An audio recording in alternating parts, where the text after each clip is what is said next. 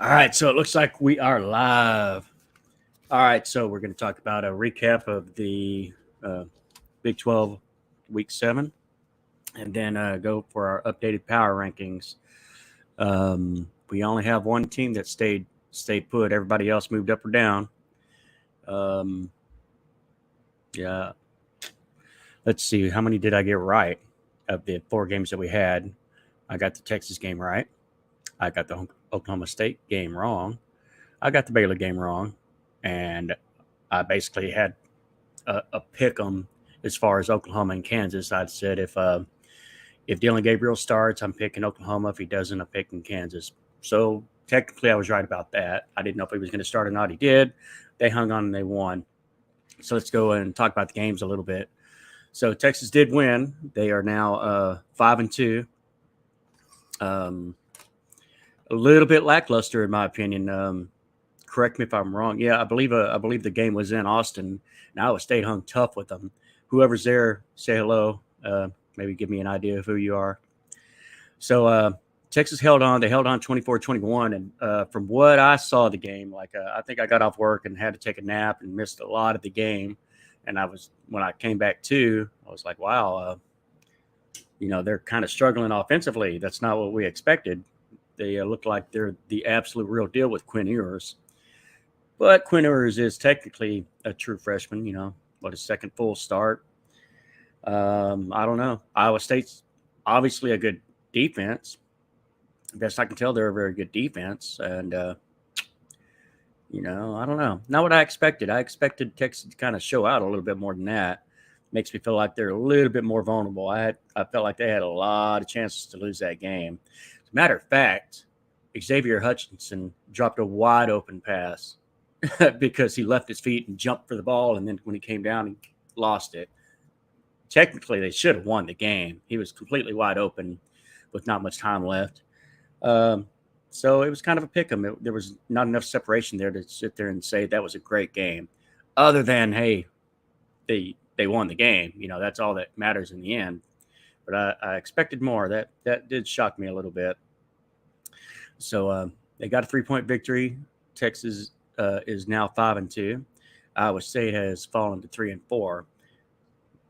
Close games. What was it I saw their last two games? They lost by a combined 4 points. But now they've got you know four losses, and they're probably not even 10 points, maybe 7 points, being the separation between wins and losses. So anyway, tough luck for Iowa State. Texas moves on and gets another victory. Let's go to which game do I want to cover next? We can do the West Virginia Baylor game. I tried to bring somebody on with me last night. If any West Virginia fan wanted to come and brag and go down their team, gave them the opportunity, but nobody hit me up on the offer. So here's what I'm going to say. I believe Baylor was more talented, or has more talent, I guess. But I think I'm starting to kind of understand why they're not as dominant as maybe a lot of us expected. I expected. I saw a lot of comments like Baylor's not the same. They're not nearly as dominant as last year, and I think I've kind of put my finger on what's going on. Okay, so I knew that we were losing a lot of skill positions. I knew we were losing some star players on defense, not our defensive line, but I knew we were losing Jalen Petrie, J.T. Woods, Terrell Bernard, uh, Raleigh Texada, who was always considered kind of a liability, but he was always a reliable starter. He he could be counted on. He started a lot of games, so we lost him too. We lost a lot, and we brought back Al Walcott. And okay, so I just somehow assumed, okay, the defensive line sort of helped create those players, and I'm starting to see it as the opposite. In other words, when we had star NFL talent backing up our defensive line in the linebacker core and in the secondary, well, maybe a lot of the pressure we were really getting last year was coverage sacks. Maybe we were just so good and defensively sound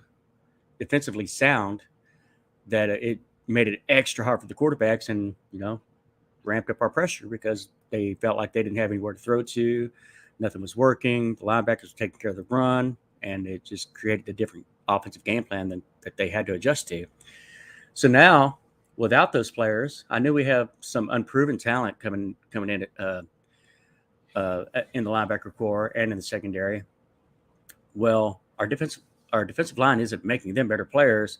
Perhaps their lack of productivity is in reverse, kind of hampering our defensive line. They're not looking as dominant as they were last year. Maybe losing J.T. Woods, Terrell Bernard, Jalen Petrie has been a detriment to our defensive line this year. That's starting to make a lot more sense to me. So, the skill players are improving. I think we can all see that. They're starting to become a somewhat dangerous passing game. But, boy, I tell you what, probably our biggest star defensive player that we lost last year was Abram Smith, our running back. Took over a lot of games with ground control. So that I just see as kind of playing a factor in it too. If we have Abram Smith in our running back room this year, we're undefeated. I'm completely certain of that. I truly believe that. So anyway, back to Baylor versus West Virginia. I'm stealing this stat from David Smoke of Sikkim 365 on YouTube. And okay, so what did he call it? Like not second chance points, but unscripted points or whatever. Like in other words, kickoffs, kick returns, things like that. Fumble returns, pick sixes, things like that. So far this year, we've given up 18 points. Last year, in 14 games, we gave up 0. So special teams isn't playing in our favor either. The bounces and breaks are not going Baylor's way like they just almost always did last year. So that's playing into it. Makes them look a lot less lethal than perhaps what we expect, what I expect. Back to the game again. I brought all that up just to talk about. Okay, the fluke fumble that Blake Shapen was just kind of scrambling out of the pocket, and he's holding the ball with one hand. It hits his thigh. It just falls on the ground, and the guy scoops it up for a 65-yard score. Just a fluke play. I'm not going to sit there and take anything away from West Virginia. They won the game. They dominated our defensive line with their running game, with a backup running back who had the game of his life, his best game. So that has nothing to do with a fluke or anything. They dominated us in that aspect. Before Blake Shapen got hurt, we were dominating in the passing game. It was beautiful as a Bears fan, carving West Virginia up. And West Virginia has a banged up secondary, an unproven secondary, lots of transfers. So that's to be expected. But we put it on paper. We took it off of paper and put it on the field and made it happen and looked incredible. I'm not going to sit here and cry about a targeting call. But yeah, I do think it's targeting. Unless Jiminy Cricket was on the field, who else was he diving down to meet? Unless he was aiming for a head, which is unnecessary. He kind of you kind of see it in his body language. He was like, I messed up. Not like, that it wasn't like, that's a BS call. It was more like, I should have known better. You can't touch quarterbacks. Don't get mad at me. That's the game. You know to do it. You know not to do it. I saw a comment saying, well, Blake Shapen slid into it. Well, that's what you're allowed to do now. What else can I say? Every other quarterback is allowed to do it. So are we. He was being deceptive with it. He slid late. But, it's just, it got him kicked out of the game.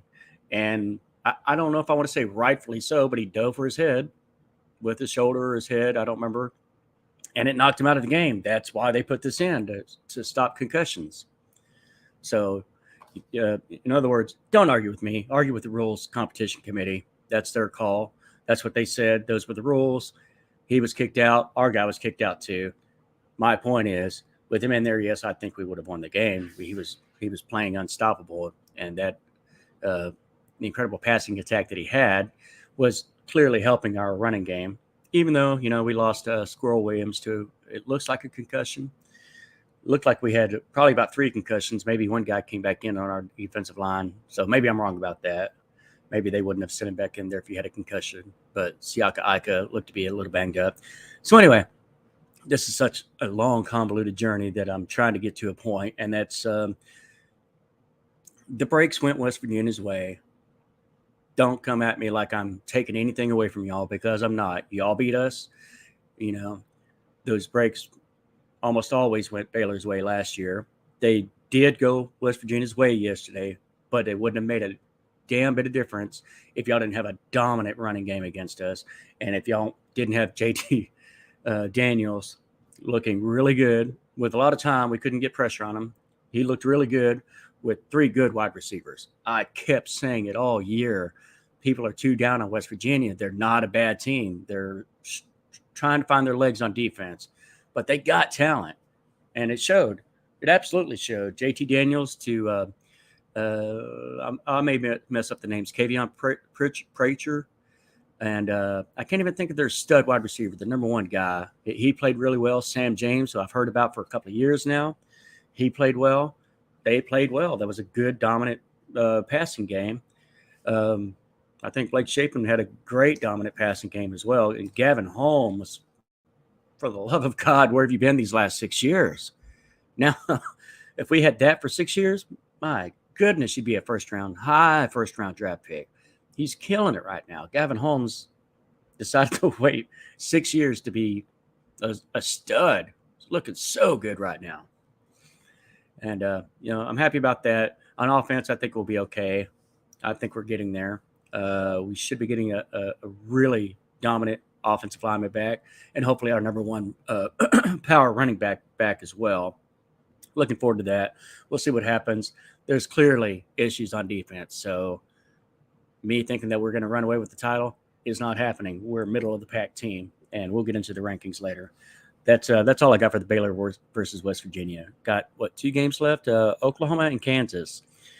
Okay, so Dylan Gabriel did start for Oklahoma. I had a good game. I didn't get to watch all of it. I was running some errands today. Put up 52 points. That's why I say he must have had a good game. Against Kansas, with a backup quarterback who put up 42 points. So clearly Oklahoma still has issues on defense. This was at home. This was a homecoming that they brought in Kansas, and they could have lost the game. Like I said, I wish I could have watched a little bit more of it to have a better opinion. I don't know if that 10 points was a legitimate 10 points, but it looks like Kansas hung in there pretty tough. So I think it was just a 10-point victory. In other words, I'm saying I don't think Oklahoma was running away with the game, and Kansas got some fluke points at the end to make it look closer than it was. Looked like Kansas was kind of punching them back in the mouth a little bit as well. A backup quarterback, no doubt. But Kansas is still impressive. Oklahoma needed that. So badly did they need that victory. And they got it. They got it. So now let's go to the game of the week, the one that completely surprised me. When I did my predictions, I said that my most confident game was that Oklahoma State was going to beat TCU. I thought they were going to beat them. I thought they were going to beat them good, even in Fort Worth. And I was wrong. TCU with a backup quarterback, Max Duggan, who is a really good gamer. He's so sporadic passing, so I see why they went with Chandler Parsons as their starter. But he got injured, I believe, in the third quarter of the first game, and it's been Max Duggan ever since.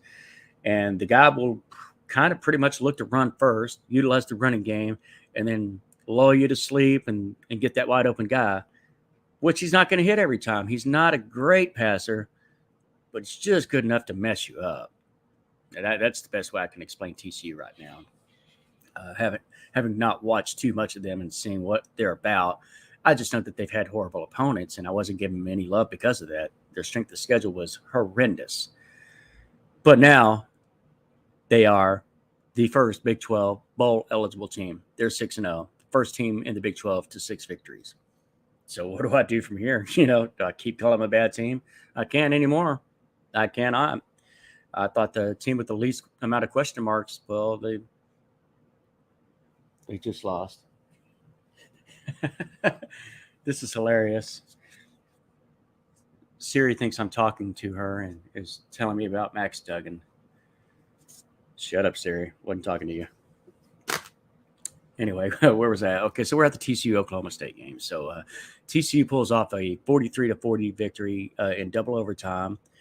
And hey, Max Duggan is looking a lot better than I was giving them credit for.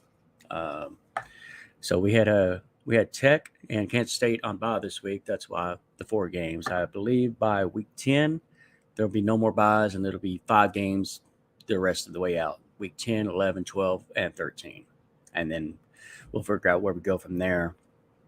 So, what more can I tell you about TCU Oklahoma State? I didn't really get to watch the game. I know the score. I know what double overtime.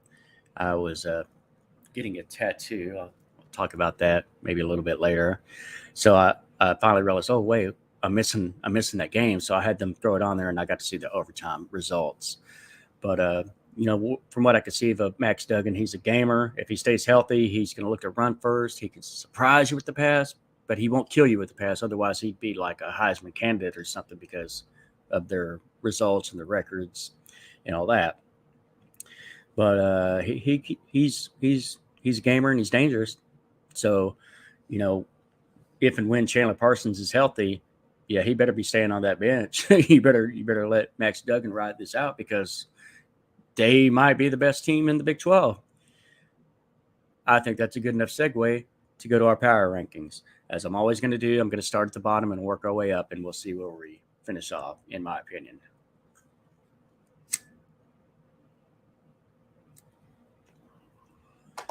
Okay, so like I said, only one team stayed in the same spot. Dropping down 2 spots to take up the last place is going to be Iowa State, despite the fact that they went to Austin and put a tough game against what looks to be a very good, formidable opponent, one of the clearly better teams of the Big 12, it seems. Despite, the 3-point loss in Austin, it's still a loss, and they just keep losing. They just keep losing over and over. All the close games, nothing seems to be going their way. It looks to be like an incredibly great defense and just as bad in offense. I guess they just don't have enough there. I don't remember if Gerald Brooks, I believe it's their star running back or their best running back. I don't know if he's healthy and playing right now, starting, but they seem to have at least a really good dominant wide receiver and a really good quarterback. I think a really good quarterback. He's unproven, but he seems to have the talent and he has the tools, it seems. But hey, they haven't won a conference game yet. Got them at 0-3 in conference. So we got Iowa State at the bottom, dropping 2 spots. At number 9, this will not seem fair, but I'm just trying my best to think about who would win on a neutral field and everything. Even though they're coming off a bye, I dropped Texas Tech down 2 spots to number 9. Just at 3-3, they're middle of the pack and maybe a little bit below, but they had, they and everybody else here has a chance to separate themselves. I was a little bit impressed with them at first, and little by little, especially with Houston waning as the way they did, that makes their strength of schedule look a little bit less to me now. But it would not surprise me for them to kind of jump back up into things. They have beat Texas. So they've got some talent there. We'll see. Who knows? Maybe they get Tyler Schaff back and become an even better team than they are right now, because I think Donovan Smith has electric moments and mind-numbingly bad moments. So he's a little erratic, in my opinion, and I think that's the reason why they went with Tyler Schaff, the transfer from Iowa, if I got that college right. I think that's why they went with him. They trusted him more, thought he had more talent, was more a safer quarterback, more predictable. So anyway, they have a chance to move back up. Speaking of moving up, I did move Oklahoma back up 2 spots. I have them at number 8 now. I still think they're a bad team. I think they're proving that by only winning by 10 over a backup quarterback. He doesn't seem like a trash quarterback, but we're still talking about Kansas with, the land of 2-star recruits, at best. So I know they've looked impressive. I know they've done amazing. I know they've been a very run-dominated offense. So I think that plays into the fact how they kind of can surprise some people, because now they're successful at their running instead of just 3 plays and out all the time. But, I can only move them up 2 is where I'm at right now because of the previous 3 games: Kansas State, TCU, Texas. You know, they got some questions. I do not believe they'll answer those questions this year. I think if they're going to answer those questions, it'll be next year, or they're going to be looking for a new coach. Got Oklahoma to 4-3. They only need 2 more victories to be bowl eligible. They're definitely going to need that, I would think. And maybe they get it, maybe they don't. I'm not going to say either way. I'd have to look at the rest of their schedule to have an opinion. But Oklahoma, I've got you at number 8. Moving down 1. After losing to Oklahoma, I moved Kansas down 1. So I do have them ranked above Oklahoma, but still on a neutral site, I think I trust them a little bit more. Their run seems to be good, and I think their run can carry them enough to beat some teams. I trust in their offense. I trust in their defense, despite the fact they gave up 52 to Oklahoma. I still trust in them just a little bit more than Oklahoma. That's the point I'm trying to make to justify why I would have Kansas 1 spot above Oklahoma. Well, we'll see how that plays out. But Kansas still has a very good record and has been impressive to me. Oklahoma has not been impressive to me. Point blank. I think that's the best way I can sell that. So moving up 3, up from number 9 up to number 6, we've got West Virginia University, who got a victory over Baylor, a close victory that they earned. I'm not taking it away from them. They beat us, and I'm not going to make excuses. There are no excuses to be made. Let's go, Mountaineers. Okay. I don't know who you are. Yeah. Yes, I moved y'all up.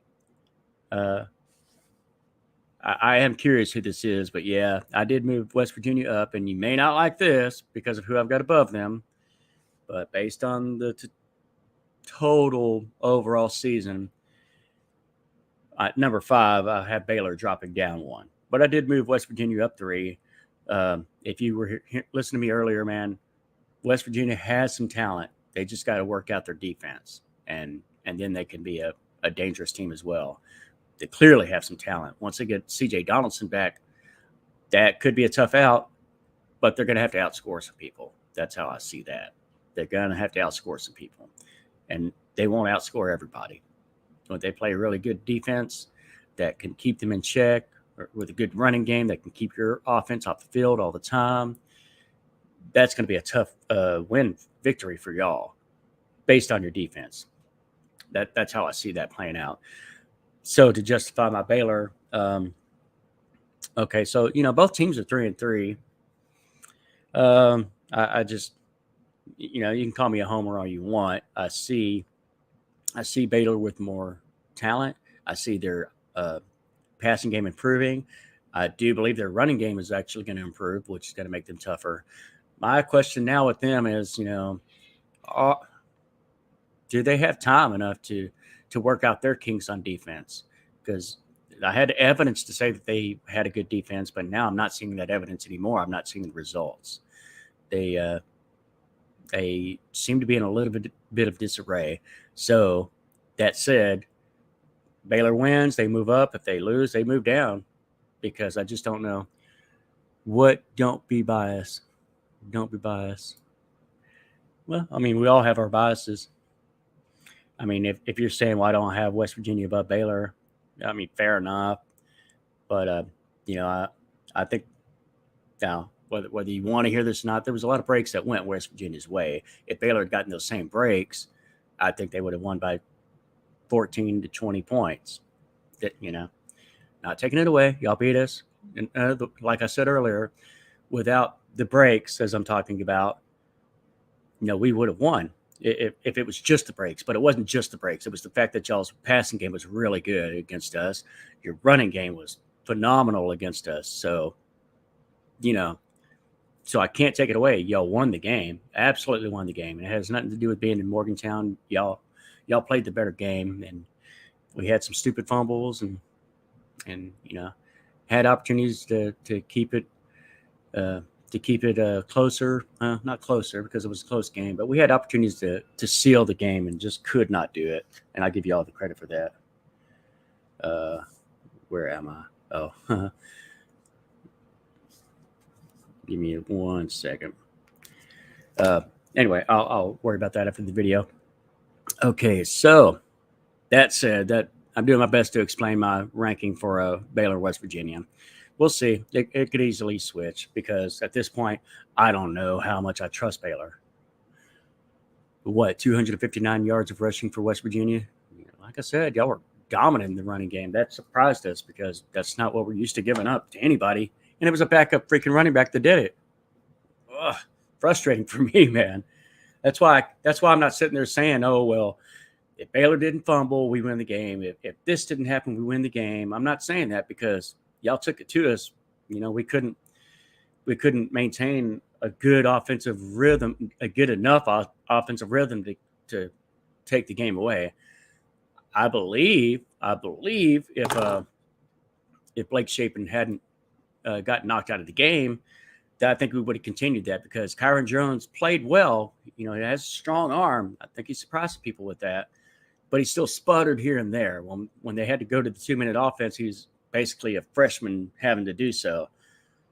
I wouldn't have been as worried with Blake Shapen in there. He really was kind of carving y'all up, and y'all did pretty much the same to us, but Blake Shapen was having his best game. 296 yards in the first half, 326 before he got knocked out early in the third quarter.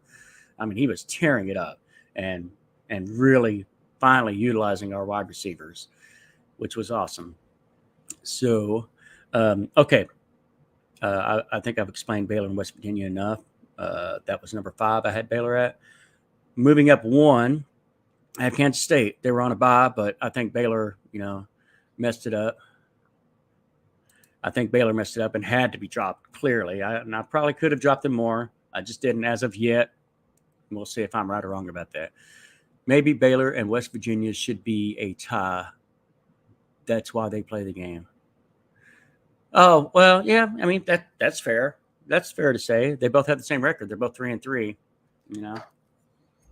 All right. So if you're putting me on the spot, West Virginia lost to Kansas. Not a bad loss. They lost to Pitt. Not a bad loss. They lost to, who was the third loss? Who was y'all's third loss? Well, I can't even say if it was a bad team that beat y'all, that looks bad on y'all because Baylor looked like a good team and y'all beat them. So by that logic, we could say that Baylor lost to a bad team, which I did have at number 9 last week. Not that makes any difference, but yeah, maybe you see what I'm saying there. Moving on, though, we got number 4, Kansas State, that moved up 1 off of a bye. They're still 5-1, but I had to drop Baylor clearly. When did Baylor ever win in Morgantown? Nobody said they did. They've never won in Morgantown. If you want to rewatch this video, I never said that. And if somebody else did, I don't see it in the comments. So, Kansas State moved them up, even off a bye. They're still 5-1. They still look like they're good. I don't know if I want to trust Adrian Martinez or not because I feel like as soon as I do, that's when he'll take a poop in the bed, so to speak. Dropping down 2 spots from number 1 to number 3, Oklahoma State has to move down. So we got Oklahoma State at 3 after losing by 3 to TCU, even though it was in Fort Worth. I'm not going to sit there and drop them to the middle of the pack because Oklahoma State still looks very talented. Could still very well win out. Absolutely, they could. They really could. I seem to think that they're taking it feels to me like they're taking a different approach with Spencer Sanders this year. They're not. It feels to me, and I don't know, so don't quote me. I don't know that not a game manager. That is absolutely not the right term. He's not a game manager, but I don't know if they're putting it in his hands to rely on him to win every game.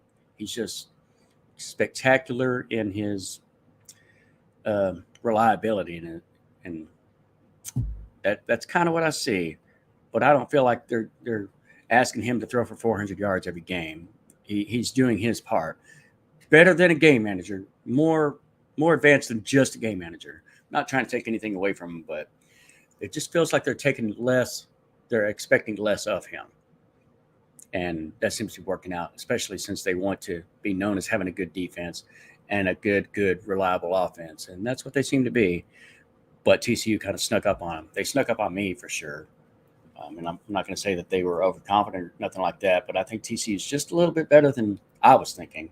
I don't know what y'all were thinking about TCU, but I don't know. They're looking pretty good. They're the first bowl eligible team.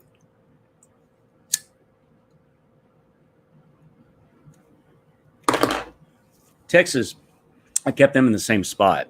I still have them at number 2, and I feel like that's kind of solidified looking at the rest of the conference right now.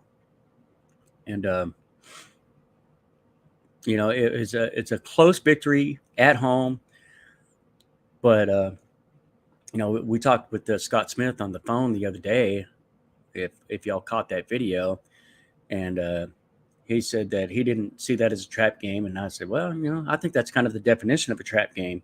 You come off such an emotional high against the Oklahoma game and beating them 49-0. You have Iowa State this week, who hasn't won a conference game, and then you got Oklahoma State next week. And to me, that's the definition of one. Whether that doesn't mean they lose, I'm just saying it's the definition of a trap game. That's a perfect opportunity to take somebody for granted. And I'm not saying that they did, but man, did Iowa State seem to have an answer for that offense that looks very potent, even especially with Quinn Ewers.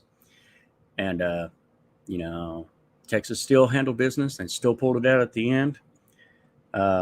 Texas still lost to Texas Tech, so I don't have them as the number 1 team, but I feel like they're a solid number 2. We're definitely going to know. I think we're definitely going to know a little bit more about who's 1, 2, and 3 after next week when Texas, I believe, travels to Oklahoma State. So we'll see how that plays out, and I'll see if I got number 2 and number 3 wrong, mixed up this week. But I feel solid that Texas is number 2 right now, and we'll see how that plays out. Moving up 2 spots, TCU, the last undefeated. The last of the Mohicans, the first bowl eligible team of the Big 12. You have to be impressed by a 6-0 record, despite the fact that their first 3 games were just lackluster opponents by far. Texas might have the 2 best running backs playing for any team this year. Okay, so I know about Bijan Robinson. Who is that second running back? I'm wanting to say Roschon Johnson, but isn't he a quarterback? Or does he? But he kind of plays a little wildcat a little bit. I'm literally ignorant on this, so I'm literally asking who that second guy is. They might have the 2 best. Roschon Johnson. Okay, so I see a yes there. Maybe so. I don't know enough about him yet. I just know of him as a wild card quarterback. Not that I've watched him play and studied him, but I've heard his name for sure. What's dangerous about them, especially if you say that, because he could be a threat to pass, whether it's a wildcat or just as a running back. But then on top of that, you've got Quinn Ewers, who I just heard yesterday might be the 3rd best quarterback in the nation. Like, what? Okay, I don't know. I don't know enough about every college team to know if that's even a possibility, but they had him behind C.J. Stroud and another quarterback. I forget his name. But what makes them so dangerous to me is, Xavier Worthy is going to maybe not command a double team, but he will command defensive attention. Then you got Jordan Whittington, who is solid, if not spectacular. Then you got JT Sanders, who's spectacular, if not spectacular. He's a very fluid, big dude. Great. I hear that he's a great blocker, but he's clearly a very agile runner at his size for a tight end. Dangerous dude, man. You put all that together, and I see a very formidable offense. And it's kind of shocked me what Iowa State did to him today. But anyway, so that's since you brought up Texas, I was just giving some of my thoughts on what I think makes them dangerous on offense. But to end this, got to give TCU that love the best I can, even with their backup quarterback, Max Duggan, who, has some starts under his belt from last year. So he's not quite out of nowhere, but he was a backup, and he's moving them right along, and that's a good result. 43-40 against Oklahoma State makes it a good result. It's the opponent that makes that a good result. And they seem to be way hard to stop on offense, and that's kind of crazy to me. And their defense looks better than when they had Gary Patterson by far. They lost 63-17 with Patterson wasn't the coach because he had been let go 2 games prior. He got let go right before the Baylor game. TCU beat Baylor last year and then turned it right back around and lost 63-17 to Oklahoma State. So my point is the defense wasn't on par. That's part of the reason why Gary Patterson was let go after a couple of years of lackluster defensive performances. And they look better this year. Their results tell me that they are better defensively than when they had Gary Patterson as defensive-minded coach. Kind of crazy, but clearly they've stepped it up on offense too. Dangerous team. Let's see if this plays out. I still have, like every team, I have question marks about them as well. Every single team in the league I have question marks about. I do not believe we got a playoff team at all. Not even close. But here we are. So that was my top 10. Now we're going to just name them off from top to the bottom. Number 1, we got TCU. Number 2, we got Texas. Number 3, we got Oklahoma State. Number 4, we've got Kansas State. Number 5, I've got Baylor. Number 6, I've got West Virginia. Number 7, I've got Kansas. Number 8, I've got Oklahoma. Number 9, I've got Texas Tech. And at the bottom, rounding it out, I've got Iowa State. I do believe this is going to do it for tonight. I will try to knock out some more videos here in the near future and look forward to some guest interviews. I know one for a fact that you're going to enjoy. I hope y'all tune in for it. Let's hit that like. Let's subscribe. Let's try to help the channel. If you don't mind, I will dance at your wedding or something to that effect. I'll keep my clothes on. If y'all don't subscribe, I'm going to start stripping on here. None of us want that. All right. So anyway, going to get out of here. I just want to say, as I always do, a sick and bears.